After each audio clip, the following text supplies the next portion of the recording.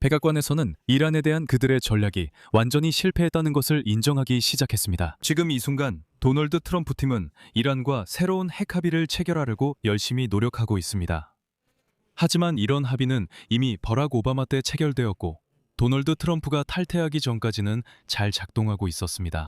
도널드 트럼프 본인은 이란과의 이 합의에 대해 버락 오바마를 계속해서 언급하고 비판하지만 지금 우리도 그 입장들을 한번 비교해 봅시다. 오바마 때 이란과의 합의는 어땠고 도널드 트럼프가 얻을 수 있는 이란과의 합의는 어떤 것일까요? 그리고 그것이 정말로 오바마 때의 합의보다 미국과 전 세계에 더 나은 것일까요? 가장 중요한 점은 트럼프의 새 합의가 전쟁을 감수할 가치가 있었는지 아니면 오바마 합의를 유지하는 게 나았는지입니다. 간단히 말해서 두 합의를 한번 비교해 봅시다. 이건 정말 흥미로운 주제입니다. 제 이름은 알렉세이 페체르입니다. 함께 이 주제에 대해 이야기해 봅시다. 하지만 시작하기 전에 채널 구독과 이 영상의 좋아요 그리고 아래에 댓글을 남겨주시면 감사하겠습니다. 이 유튜브 채널의 운영을 지원하고 싶으시다면 영상 설명에 있는 링크나 계좌 정보 또는 화면에 보이는 QR코드를 통해 후원하실 수 있습니다. 그리고 꼭 제 텔레그램 채널 태치의 뉴스도 구독해주세요. 링크는 이 영상 설명에도 있습니다. 자, 바라크 오바마 그리고 도널드 트럼프 두 명의 미국 대통령 모두 같은 적, 즉 이란과 상대했습니다. 그리고 그들 앞에는 같은 과제가 있었습니다. 바로 협정을 체결하는 것이었죠. 하지만 오바마는 당시 외교를 선택했고 트럼프는 전쟁을 선택했습니다. 바라크 오바마와 광범위한 국제연합은 그때 이란과 수십 년 동안 핵 프로그램을 중단하는 협정을 체결했습니다. 이 협정은 모두에게 환영받지 않았습니다. 특히 이스라엘과 네타냐후 총리는 이란의 이득이 된다고 강하게 반대했습니다. 도널드 트럼프는 수년 후 오바마의 협정을 파기하고 새로운 핵합의 협상에 실망한 뒤 이스라엘과 손을 잡고 전쟁을 시작했습니다. 하지만 오바마와 달리 트럼프는 유럽과 중동 동맹국들과 상의하지 않았고 그들은 전쟁 시작 후에야 이를 알게 됐습니다. 하지만 전쟁은 트럼프의 계획대로 되지 않았습니다. 미국과 이스라엘은 이란의 군대와 해군 그리고 미사일 전력을 약화시키는 데 목표를 달성했습니다. 하지만 이란의 핵물질은 여전히 그 나라에 남아있고 이슬람 공화국은 호르무즈 해협을 장악하여 전 세계 경제에 대한 새로운 영향력을 얻게 되었습니다. 하지만 결국 모든 것은 다시 협상으로 돌아갔습니다. 트럼프는 이란에 대해 이야기할 때마다 2015년 핵합의, 공식적으로는 포괄적 공동행동 계획이라고 알려진 그 합의와 버락 오바마를 비판하지 않고는 거의 말하지 않습니다. 트럼프는 올해 3월 26일에 이렇게 말했습니다. 인용하자면 버락 후세인 오바마가 이란과 핵 합의를 맺었을 때 그는 그들에게 핵무기와 관련해 마음대로 할 자유를 줬다 라고 했습니다. 그는 이란을 선택했고 이스라엘 등 원치 않던 다른 나라는 선택하지 않았습니다. 4월 6일 트럼프는 다시 한번 똑같은 이야기를 반복했습니다. 그는 오바마가 이란에 유리하지만 이스라엘에는 전혀 도움이 되지 않는 핵 합의를 맺었다고 말했습니다. 트럼프는 또한 오바마의 합의가 체결됐을 때 미국이 이란에 현금이 가득 든 비행기를 보냈다는 이야기를 하는 것을 좋아합니다. 그것은 현금으로 4억 달러였습니다. 이것은 실제로 일어난 일이지만 그 돈은 이전에 서방에서 동결된 이란의 자금이었습니다. 트럼프는 마치 오바마 행정부가 이란인들에게 거래에 서명하게 하려고 4억 달러의 현금을 가방에 담아 보낸 것처럼 이야기했습니다. 트럼프는 4월에 이란이 석유 판매로 수십억 달러를 벌 수 있었다고 주장했고 트럼프는 이것도 오바마를 비난하는 데 자주 사용합니다. 하지만 이 모든 것은 결국 이란이 전쟁을 끝내기 위해 요구할 수 있는 통행료에 비하면 아무것도 아닐 수 있습니다. 이 새로운 자금에는 호르무즈 해협을 통과하는 선박에 부과되는 관세, 동결 해제된 자산에서 나오는 돈, 그리고 물론 제재 해제로 인한 수익이 포함될 수 있습니다. 그리고 제가 상기시켜드리자면 버락 오바마가 이란에 대한 제재를 해제한 것을 그렇게 비판했던 도널드 트럼프도 이미 전쟁 중에 이란산 석유에 대한 제재를 해제했습니다. 전쟁 중에, 전쟁 전도 아니고 전쟁 후도 아니며 바로 전쟁 중에 말입니다.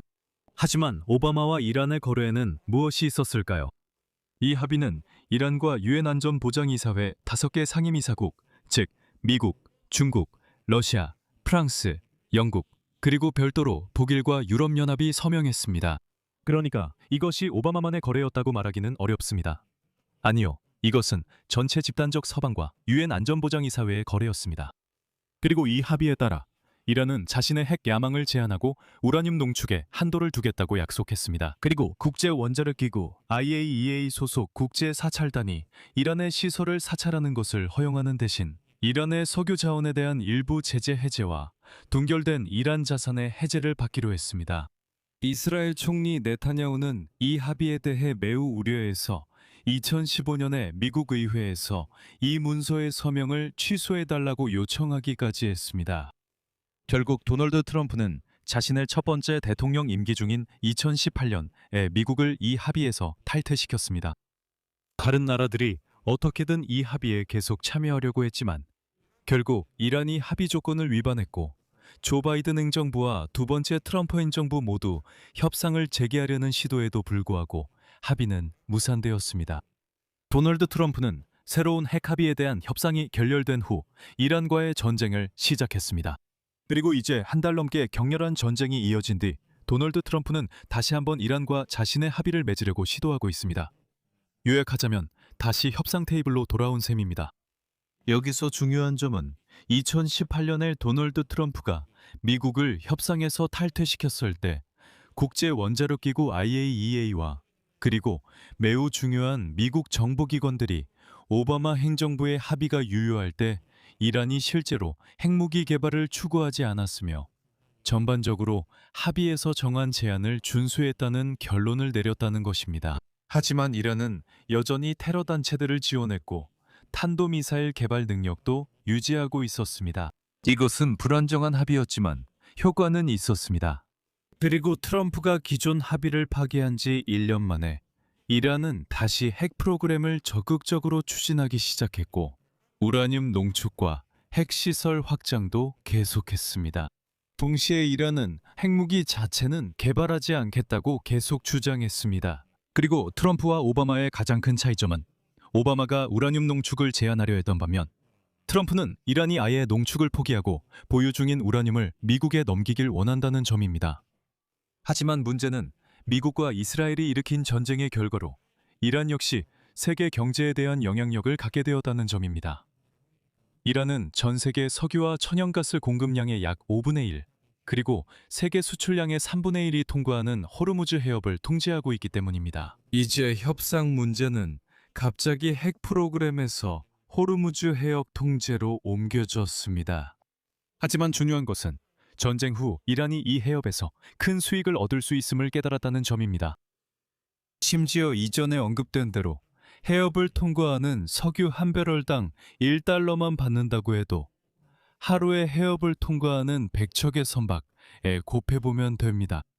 그러면 이란 군대를 빠르게 재건하는 것뿐만 아니라 현대화까지 할 수 있을 만큼 상당한 금액이 나옵니다. 즉, 도널드 트럼프는 2015년에 이란이 합의에 따라 4억 달러의 자금을 동결 해제받은 것에 그렇게 불만이 많았는데 결국 상황을 이렇게 만들어서 이란이 잠재적으로 아무 노력 없이 수십억 달러를 얻게 만들었습니다. 하지만 전쟁을 시작하지 않을 기회가 있었을까요? 사실 이건 협상에 참여한 사람들 외에는 아무도 모르는 일입니다. 하지만 트럼프가 전쟁을 시작하기 하루 전 협상 중이던 오만의 중재자 알부사이디는 이란이 자국의 농축 우라늄 비축분을 포기하고 현재 핵무기 제조에 필요한 수준에 근접한 농축도를 되돌릴 수 없을 정도로 낮추는 데 동의했다고 밝혔습니다. 즉, 이란이 양보할 준비가 있었다는 뜻입니다. 이란은 좋아요. 우리는 지금 60%까지 농축하고 있지만 이 기준을 낮추고 그렇게 많이 농축하지 않겠습니다. 이미 60%까지 농축된 것은 가져가도 됩니다. 하지만 전반적으로 농축 자체를 완전히 포기하고 싶지는 않습니다. 라고 말했습니다. 우리는 농축 수준을 낮추고 국제원자력기구가 검사하도록 하겠습니다. 이런 식으로요. 하지만 여기서 흥미로운 생각이 있습니다. 같은 오만 관리와 또 다른 몇몇 관리들은 나중에 도널드 트럼프의 특사 스티븐 비트코프가 이란이 농축에 대한 양도할 수 없는 권리를 가지고 있다고 생각하기 때문에 양보하지 않는다고 말했다고 전했습니다. 즉, 그들은 그렇게 받아들였습니다. 그리고 지금 일부 전문가들은 스티븐 비트코프가 이란이 어떤 양보를 할 준비가 되어 있는지 제대로 이해했는지 의문을 제기하고 있습니다. 이란이 농축 수준을 낮추는 데 동의했다고 알려졌기 때문에 이는 핵무기 개발에서 더 멀어지기 위한 조치였습니다. 하지만 비트코프는 농축 자체가 이미 핵폭탄으로 가는 길이라고 생각했을 수도 있습니다. 하지만 그건 전혀 사실이 아닙니다. 더 말씀드리자면 전 세계에는 우라늄을 농축하는 나라가 아주 많습니다. 왜냐하면 원자력 발전소를 가동하려면 우라늄이 필요하기 때문이죠. 그리고 이것은 매우 당연한 일입니다. 그리고 이란은 알겠습니다. 우리는 그 기준을 낮추겠습니다. 아주 많이 낮추겠습니다. 그리고 농축된 우라늄은 가져가세요. 라고 말했습니다. 전문가들은 비트코프가 내용을 이해하지 못했을 수 있다고 보고 있습니다. 그리고 전쟁이 40일이 지나도 테헤란 정권은 여전히 이렇게 말합니다. 이란은 우라늄을 농축할 합법적인 권리가 있다고요. 핵무기 개발을 전제로 하지 않는 에너지 프로그램을 위해서라는 것입니다. 결국 어떻게 됐냐고요? 오바마 때처럼 테헤란 정권은 이란 석유 제재 해제를 계속 주장합니다. 참고로 트럼프도 일시적으로 그렇게 했었습니다. 하지만 이제 이란은 호르무즈 해협에 대한 통제권도 공식화하고 싶어 할 것입니다. 이는 곧 정권이 예전보다 더 많은 권력을 가질 수 있다는 뜻입니다. 심지어 바라크 오바마의 합의 이전보다도 더 많은 권력입니다. 도널드 트럼프가 그렇게 비판했던 그 합의 말이죠. 여기서 말을 줄이겠습니다. 여러분의 의견과 결론을 이 영상 아래 댓글로 남겨주시고 채널 구독과 알림 설정, 그리고 이 유튜브 채널의 활동을 응원하고 싶으시다면 좋아요도 꼭 눌러주세요. 여러분은 이미 무엇을 해야 하는지 알고 계시죠? 도네이션을 통해서도 참여하실 수 있습니다. 모든 링크와 후원 정보는 이 영상 설명란이나 화면에 보이는 QR코드를 통해 확인하실 수 있습니다. 그리고 제 텔레그램 채널 패첸유도 꼭 구독해주세요. 링크는 이 영상 설명란에 있습니다. 저희는 새로운 소식이 들어오는 대로 신속하게 소식을 전해드립니다. 오늘은 여기까지입니다. 몸 조심하시고 모두 안녕히 계세요.